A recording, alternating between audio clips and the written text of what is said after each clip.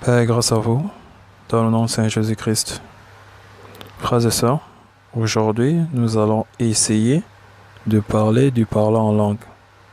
Je dis essayer, car ni lui, donc celui qui a fait la vidéo sur le parlant en langue, ni moi, ne parlons en langue.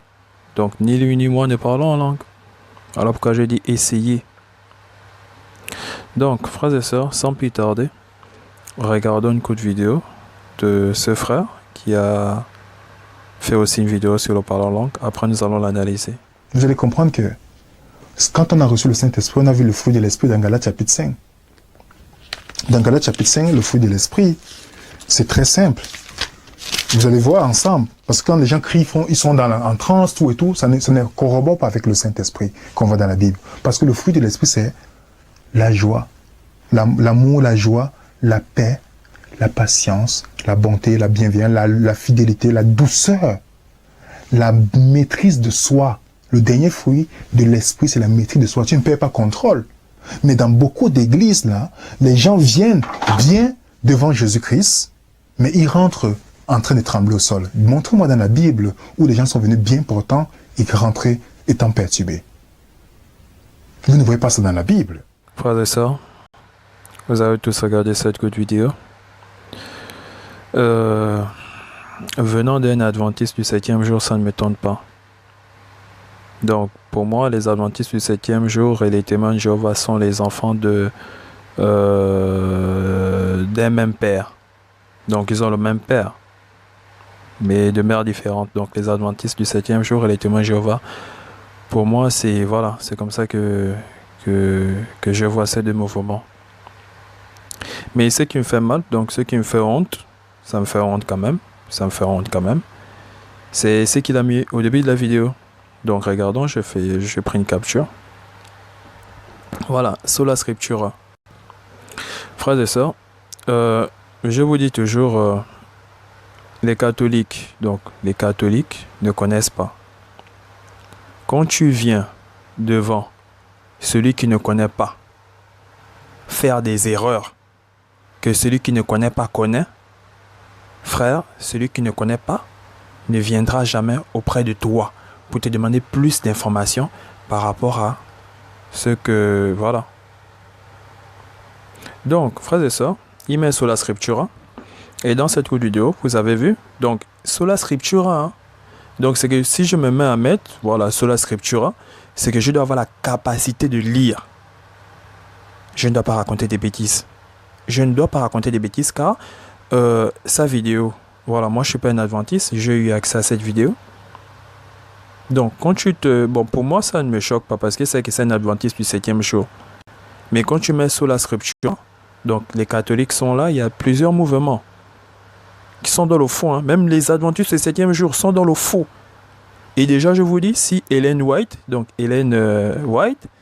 parlant en langue, d'abord, elle ne pouvait pas parler en langue parce que d'abord, elle n'est pas vraie.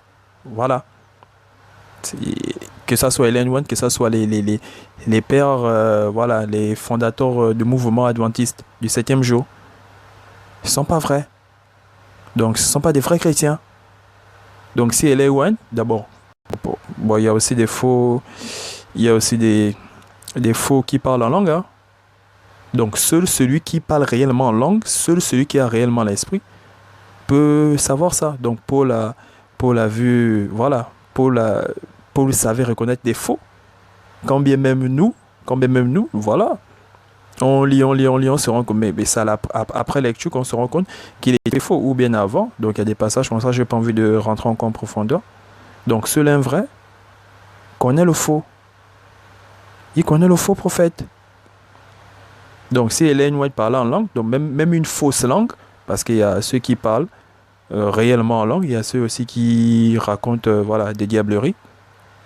Mais seul le vrai, donc celui qui est animé de l'esprit, peut savoir que voilà, celui-là ne parle pas réellement en langue. Voilà pourquoi j'ai dit, nous allons essayer de parler du parlant en langue, car ni lui, ni moi ne parlons en langue. Mais déjà, pour commencer, sola scriptura, et vous avez regardé la courte vidéo, des Bon, sûrement vous n'avez pas remarqué cette erreur, mais nous allons rebondir sur ça. Mais je vous montre déjà, voilà, ça ça fait honte. Car on va dire, il est dans la case des protestants, voilà, voilà. Mais ça fait honte parce que les catholiques sont là, les catholiques regardent ce que vous faites. Les catholiques regardent ça. Et si tu fais des erreurs sur ça, donc, rebondissons sur son erreur. Donc, il dit, vous allez comprendre que quand on a reçu le Saint-Esprit, on a vu le fruit de l'Esprit dans Galates 5. Frères et sœurs, je vous dis déjà, premièrement, donc la première phrase, le fruit de l'Esprit, c'est quoi? Le fruit de l'Esprit, c'est quoi? Et quand il dit, vous allez comprendre, quand on a, donc c'est lui-même qui le dit, hein, vous allez comprendre que quand on a reçu le Saint-Esprit, on a vu le fruit de l'Esprit dans Galates 5. Donc le fruit de l'Esprit, c'est quoi? Et le don de l'Esprit, c'est quoi? Donc pour celui qui a lu, donc quand il met sous la scriptura et tu fais cette erreur, frère, c'est déjà des catholiques, voilà, bon, Dieu merci, ils ne vont pas rentrer dans ton mouvement adventiste, voilà, parce que quitter du mouvement catholique au mouvement adventiste, il n'y a aucune évolution, il n'y a rien, ça allait de mal en pire, je le dis comme ça. Donc mieux vaut, donc voilà, mais quand tu mets sur la scriptura, voilà, on se moque encore au fait, eux, les catholiques, voilà, les protestants, voilà, c'est un peu comme ça. Donc c'est comme nous aussi, on mélange tous les catholiques et pourtant il y a les orthodoxes et autres, donc on les mélange tous. Donc, il dit, vous allez comprendre que quand on a reçu le Saint-Esprit, après il dit, on a vu le fruit de l'Esprit dans Galates 5. Moi je vous dis, ceux qui ont lu, voilà, 1 Corinthiens et autres, si vous avez lu, ceux qui ont lu ont compris. Bon, lui n'a pas compris ça, mais il met quand même sur la scriptura, mais il n'a pas compris ça. Vous pouvez recevoir un don sans recevoir le fruit de l'Esprit. Donc le fruit de l'Esprit, c'est quoi? Le fruit de l'Esprit, c'est quoi? Allez-y, 1 Corinthiens, lisez. Vous allez voir, ils ont reçu des dons, mais est-ce qu'ils avaient le fruit de l'Esprit? Donc, frères et sœurs, déjà, je vous dis déjà qu'on peut recevoir un don sans avoir le fruit de l'Esprit. Quand vous lisez bien 1 Corinthiens, donc ils ont reçu des dons, mais il y avait eu des disputes. Et le fruit de l'Esprit, c'est quoi? Mais il met sur la scriptura. Il fait honte. Et il veut parler du parler en langue. Ça commence mal pour lui. Donc, revenons, voilà. Vous allez comprendre que quand on a reçu le Saint-Esprit, on a vu le fruit de l'Esprit dans Galates 5. Après, il fait des grimaces comme s'il avait compris, voilà. Il met la tête à côté, voilà, voilà, il fait des grimaces, voilà, il page. Après, il dit dans Galates chapitre 5, le fruit de l'Esprit. Après, c'est très simple. Vous allez voir, parce que parce que quand les gens crient, voilà, ils sont en transe et tout, ça ne corrobore pas avec le Saint-Esprit qu'on voit dans la Bible. Donc, c'est bien avant de lire. Donc, dans Galates chapitre 5, le fruit de l'Esprit, c'est très simple. Vous allez voir, parce que quand les gens crient, ils sont en transe et tout, ça ne corrobore pas avec le Saint-Esprit qu'on voit dans la Bible. Ça ne corrobore pas. Donc les cris, les trans, donc là, voilà, quand tu te mets en transe, ça ne corrobore pas avec le fruit du Saint-Esprit. Le fruit du Saint-Esprit, c'est quoi? Et quand tu parles de rentrer en transe, donc entre le fruit du Saint-Esprit et la transe, il n'y a pas une différence. Et ce qui est encore, voilà, ce qui fait encore, c'est qu'il dit, ça ne corrobore pas avec le Saint-Esprit qu'on voit dans la Bible, avec le Saint-Esprit. Donc, il confond une manifestation du Saint-Esprit et le fruit de l'Esprit. Frères et sœurs, pour ceux qui n'ont jamais lu, voilà, n'arrivent pas à comprendre ce que je dis. Ceux qui ont lu comprennent assez bien ce que je dis. Donc, je prends mon temps. Parce que voilà, la vidéo est passée, beaucoup sur moi n'ont pas su parce que cette vidéo est sur les réseaux depuis. Il dit, vous allez voir, parce que quand les gens crient, ils sont en transe et tout, et tout, et tout, et tout. Donc c'est, voilà. Ça ne corrobore pas, donc ça ne confirme pas, ça ne corrobore pas avec le Saint-Esprit qu'on voit dans la Bible, Il a dit dans la Bible, donc toute la Bible. Ça ne corrobore pas. Donc là, rentrant en transe, ça ne corrobore pas. Ça ne corrobore pas. Et il n'a pas su faire la différence entre une manifestation de l'esprit et le fruit de l'esprit. Nous allons lire cela dans la Bible. Donc je fais que revenir sur ce qu'il a dit pour ceux qui n'ont pas bien compris, pour ceux qui n'ont pas bien prêté l'oreille. Donc les cris, les transes et tout ça et tout ne corroborent pas avec le Saint-Esprit qu'on voit dans la Bible. Après il va dire parce que le fruit de l'esprit c'est la joie, l'amour, la paix, la patience, voilà, la bienveillance, la fidélité, la douceur. Après, à la fin, la maîtrise de soi. Et je dis encore, il est bloqué entre une manifestation de l'esprit et le fruit de l'esprit. Il n'a pas compris ça, il met sola scriptura. Frère, tu mets sola scriptura, tu n'as pas su faire la différence entre une manifestation de l'esprit et le fruit de l'esprit. Donc il dit la maîtrise de soi. Le dernier fruit de l'esprit, c'est la maîtrise de soi. Donc il insiste sur ça. Après il dit tu ne perds pas contrôle. Mais dans beaucoup d'églises, les gens viennent bien devant Jésus-Christ, mais ils rentrent en train de trembler au sol. Montrez-moi dans la Bible où les gens sont venus bien portants et rentrés étant perturbés. Vous ne voyez pas cela dans la Bible. Donc, jusqu'à présent, je vous dis, il n'a pas su faire la différence entre une manifestation de l'esprit et le fruit de l'esprit. Vous voyez comment il est déjà à côté. Et il veut parler du parler en langue. Donc, ça commence comme ça. Hein? Il veut parler du parler en langue, mais il est confus entre une manifestation de l'esprit et le fruit de l'esprit. Nous allons lire cela, frères et sœurs. Nous allons lire cela, frères et sœurs. Donc, si vous avez bien compris, je fais vite un petit récap. Donc, il a récité, voilà, parce que le fruit de l'esprit, c'est la joie et tout. Donc, il sait qu'à la fin, la maîtrise de soi. La maîtrise de soi. Le dernier fruit de l'esprit, c'est la maîtrise de soi. Après, il dit, tu ne perds pas contrôle. Mais dans beaucoup d'églises, les gens viennent bien devant Jésus-Christ, mais ils entrent en train de trembler au sol. Après, il va demander, montrez-moi dans la Bible où les gens sont venus bien portants et rentrés en étant perturbés. Vous ne voyez pas cela dans la Bible. Il a dit dans la Bible, hein, frère, tu as dit montrez-moi, je vais te montrer ça dans la Bible, mais déjà, vous faites honte.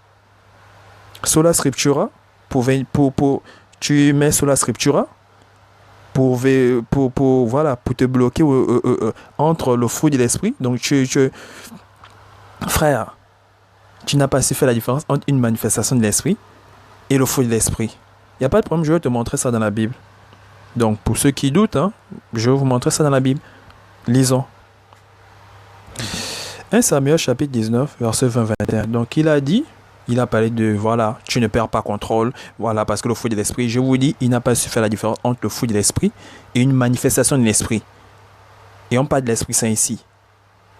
Montrez-moi ça dans la Bible, ok? Lisons. 1 Samuel chapitre 19, verset 20-21. Saül envoya des gens pour prendre David. Ils virent une assemblée de prophètes qui prophétisaient, ayant Samuel à leur tête. Lisons. L'Esprit de Dieu saisit les envoyés de Saül, et ils se mirent aussi à prophétiser eux-mêmes. On en fit rapport à Saül, qui envoya d'autres gens, et eux aussi prophétisèrent. Il en envoya encore pour la 3e fois. Et ils prophétisèrent également. Donc il dit on ne perd pas contrôle. Et je dis il est bloqué entre une manifestation de l'esprit et le fruit de l'esprit. Le fruit de l'esprit c'est quoi? Et l'esprit s'est manifesté Mais bon, maintenant, regardez. Saül envoie des gens. Ils n'ont pas perdu contrôle. C'est l'esprit, hein, c'est l'esprit de Dieu. Donc celui qui va oser raconter des bêtises, c'est à son niveau. Moi, je ne joue pas avec le Saint-Esprit. Je ne joue pas avec le Saint-Esprit. Je ne joue pas avec l'esprit. Donc, premièrement, il n'a aucun don. Je vous dis, même, nous allons parler de parler en langue. Mais je dis, nous allons essayer même. Parce que je ne parle pas en langue. Seul celui qui parle, même celui qui parle en langue, ne vous dira pas, donc, même celui qui parle en langue, ne vous dira pas exactement, donc avec exactitude, comment cela se passe. Donc, c'est comme celui qui guérit. Bon, pour un médecin, voilà, le médecin, tu es blessé gravement, voilà, je sais pas, quelqu'un est tombé, il est mort, on vient, on le ressuscite. Pour le médecin, bon, même celui qui a guéri, même celui qui a ressuscité le mort, on lui demande, monsieur, ça s'est passé comment? Voilà, qu'est-ce qui s'est passé? Tu as fait quoi? Non, il va dire seulement, voilà, c'est Jésus qui a opéré le miracle. Mais il ne pourra pas vous expliquer ça en détail. Donc, ne jouez pas avec l'esprit. Donc, je vous le dis, voilà, quelqu'un est gravement blessé, tu vois bien la blessure, mais on impose les mains, la blessure se referme.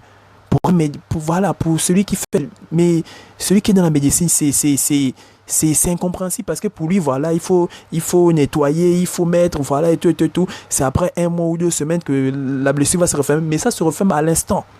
Même celui qui a opéré le miracle ne pourra pas vous expliquer ça bien.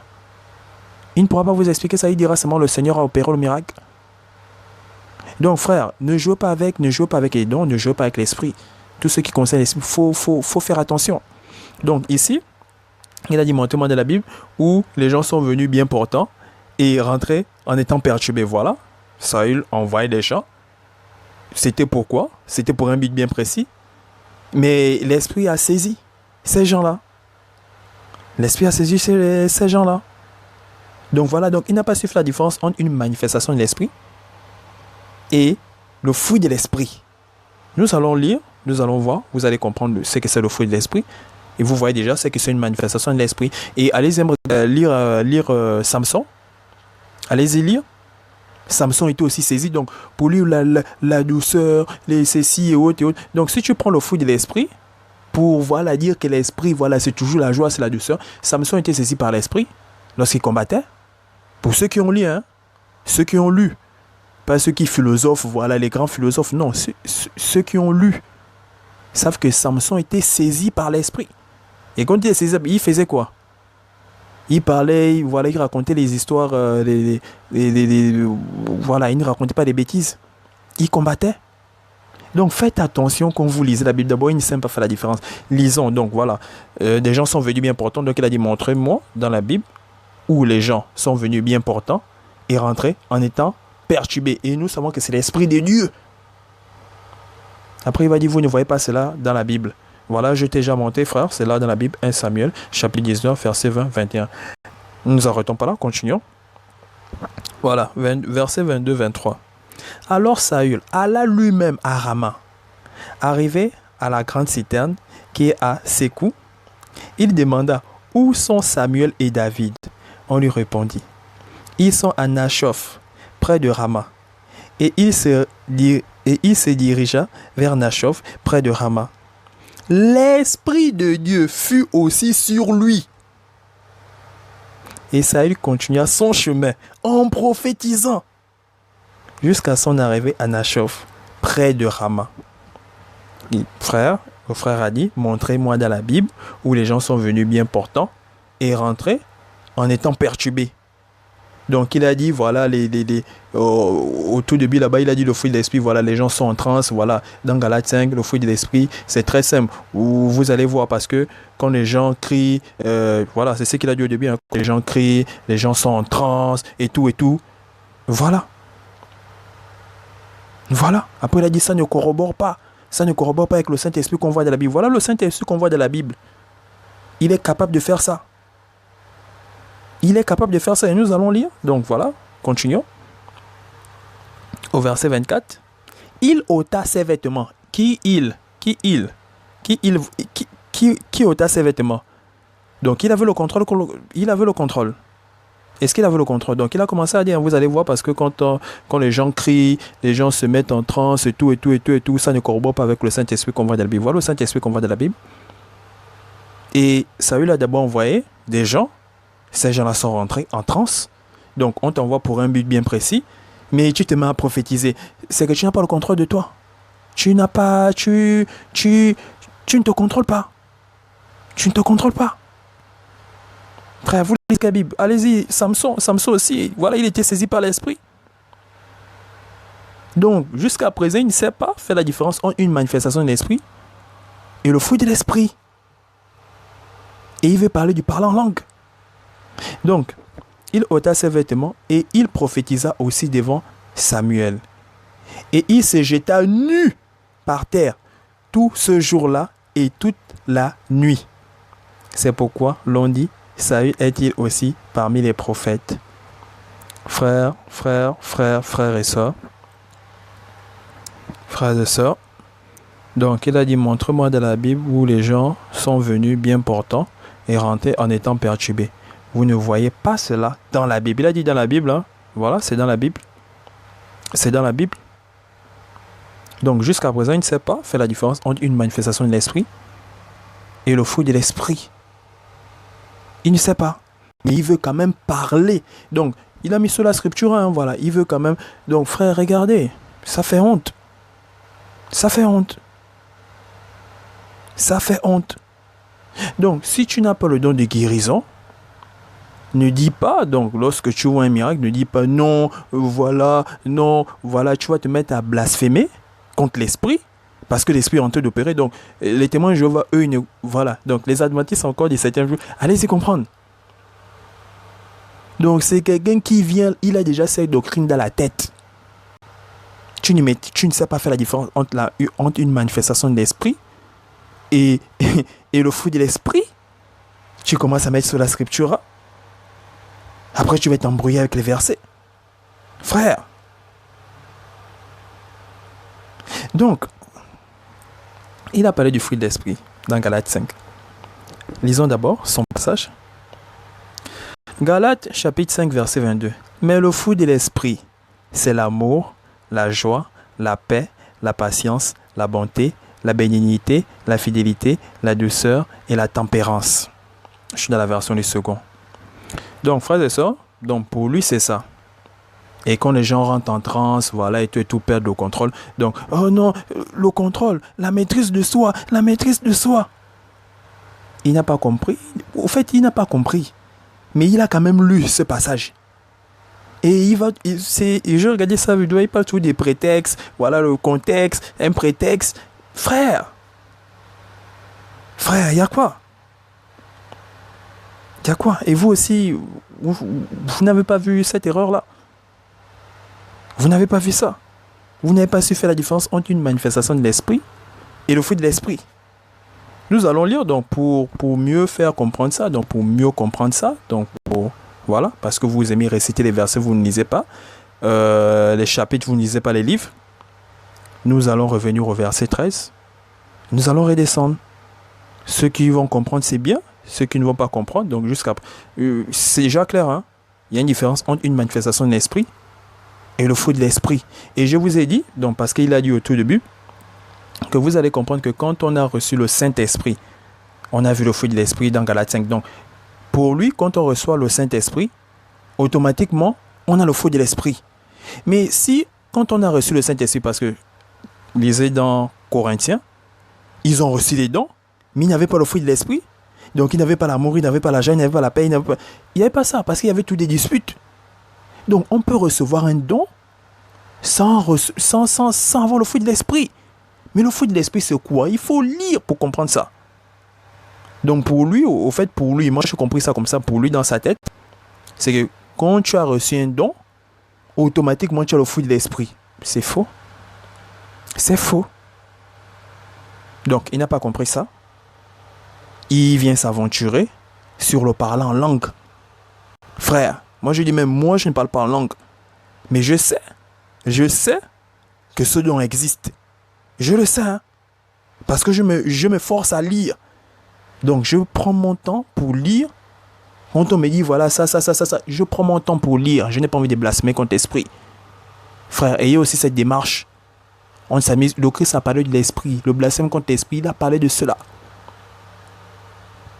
Donc, frère, méditez beaucoup. Donc, je dis même pour celui qui guérit, même pour celui qui ressuscite est mort, posez la question, bon, je sais pas, on ne voit plus vraiment les gens ressuscités, mais comme les malades, voilà le malade, voilà, vous voyez comment le pied est enflé, voilà, il y a d'autres scènes même, voilà, d'autres ont des cicatrices, la cicatrice disparaît, ou je sais pas trop, donc la blessure. Donc, tu vas venir poser la question au frère qui a ce don de guérison, frère, tu as guéri ce malade comment? Il ne pourra pas t'expliquer. Il ne pourra pas t'expliquer. Il ne pourra pas t'expliquer. Donc, un médecin, donc celui qui est dans la, voilà, ceux qui sont dans la médecine, ou voilà, devant eux, voilà, quelqu'un, parce que le Christ a fait ça, le Christ a remis l'oreille, hein. Donc, même nous, quand on lit ça, mais ça s'est passé comment? Donc, quelqu'un, voilà, il a une grave blessure, je sais pas, ou tu viens, tu imposes les mains, allez, la blessure, voilà, se referme seule. Mais pour le médecin, voilà, parce qu'il sait qu'il y a un processus. Il doit bien nettoyer la plaie, il doit, et autres, et autres. Et c'est au moins après 2 ou 3 mois que cette plaie va guérir. Mais toi, tu fais ça à l'instant T. Donc, il te demande, ça s'est passé comment, tu as fait comment. Toi-même, tu ne pourras pas expliquer. Ne joue pas avec l'esprit. Donc, les mots, vous êtes confus. Avec les mots simples. Avec des mots simples. Avec des idées simples. Vous êtes confus. Bon, maintenant, l'esprit, les dons de l'esprit. Arrêtez. Arrêtez. Il met sur la scriptura. Ça fait honte. Donc, tu as son passage, mais le fruit de l'esprit, c'est l'amour, la joie, la paix, la patience, la bonté, la bénignité, la fidélité, la douceur et la tempérance. Donc, la tempérance, voilà. Lui, il a lu là-bas, la maîtrise de soi. Donc, frères et sœurs, revenons au verset 13. Nous allons redescendre. Galates, chapitre 5, verset 13-14. Frères, vous avez été appelés à la liberté. Seulement, ne faites pas de cette liberté un prétexte de vivre selon la chair. Selon la chair, retenez, selon la chair, un prétexte de vivre selon la chair. Mais rendez-vous par la charité, serviteurs les uns des autres. Écoutez bien. Mais rendez-vous par la charité, serviteurs les uns des autres. Car toute la loi est accomplie dans une seule parole. Dans celle-ci, tu aimeras ton prochain comme toi-même. Donc, on peut avoir un don sans avoir le fruit de l'esprit. J'insiste sur ça. Retenez ça comme ça, de manière simple. Et le passage vous montre ça de manière claire. Et allez-y lire 1 Corinthiens, vous allez voir qu'ils ont reçu des dons, mais ils n'avaient pas le fruit de l'esprit. Ils n'avaient pas ça. Donc, tu peux recevoir un don sans avoir le fruit de l'esprit. Mais lui, il n'a pas su ça. Voilà pourquoi il a raconté ce qu'il a raconté. Voilà, ça ne corrobore pas avec le Saint-Esprit qu'on voit dans la Bible. Nous avons déjà fait la lumière sur ce passage, donc il n'a pas su faire la différence entre une manifestation de l'esprit et le fruit de l'esprit. Donc là, nous commençons à comprendre. Hein. Nous commençons à comprendre. Continuons. Au verset 15-16. Mais si vous vous mordez et vous dévorez les uns les autres, prenez garde que vous ne soyez détruits les uns par les autres. Donc écoutez d'abord ce que Paul dit bien. Et je n'ai même pas voulu remonter. Voilà, parce que... Voilà. Donc lisez. Mais si vous vous mordez, vous, et vous dévorez les uns les autres, prenez garde que vous ne soyez détruits les uns par les autres. J'ai dit donc, marchez selon l'esprit. Marchez selon l'esprit. Et vous n'accomplirez pas les désirs de la chair. Marcher selon l'esprit, c'est quoi?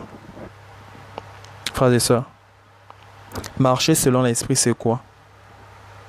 Tu peux avoir un don de l'esprit et ne pas marcher selon l'esprit.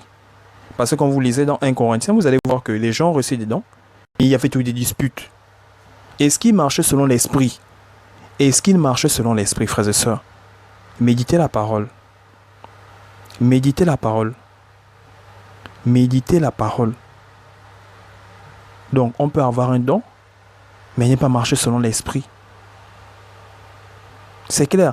Je dis donc, marchez selon l'esprit et vous n'accomplirez pas les désirs de la chair. Et vous allez voir que voilà, on va parler des désirs de la chair et les désirs de l'esprit. Frère, méditez la parole. Continuons. Au verset 17-18. Car la chair a des désirs contraires à ceux de l'esprit, frère. On peut marcher, mais frère, c'est assez clair. On peut avoir un don et ne pas marcher selon l'esprit. C'est ce qui s'est passé à Corinthe. Lisez, ils ont reçu des dons, mais ils ne marchaient pas selon l'esprit. Parce qu'on vous parlait du fruit de l'esprit, le fruit. Et ce qui est bien, c'est qu'on parle bien du fruit de l'esprit. Donc, on peut aussi dire le fruit de la chair. C'est ce qui résulte, le fruit de l'esprit. On peut aussi dire le fruit de la chair. Parce qu'on vous dit, car la chair a des désirs contraires à ceux de l'esprit. Donc, il y a deux tendances. Il y a les tendances de la chair et les tendances de l'esprit. Tu peux avoir un don et marcher encore, sur les voies de la chair. Et marcher encore selon la chair. Donc, on vous dit bien là, car la chair a des désirs contraires à ceux de l'esprit. Donc, frère, tu peux avoir un don. Tu peux avoir un don de l'esprit et ne pas marcher selon l'esprit. C'est ce qu'il est tenté de dire là. Car la chair a des désirs contraires à ceux de l'esprit. Et l'esprit en a de contraires à ceux de la chair. Ils sont opposés entre eux, afin que vous ne fassiez point ce que vous voudriez. Si vous êtes conduit par l'esprit, vous n'êtes point soumis à la loi. Et il faut savoir pourquoi il dit, si vous êtes conduit par l'esprit, vous n'êtes point soumis à la loi. Il y a des versets, voilà, les versets qui précèdent là, mais il ne fait que répéter ce qui... Frère, lisez la Bible.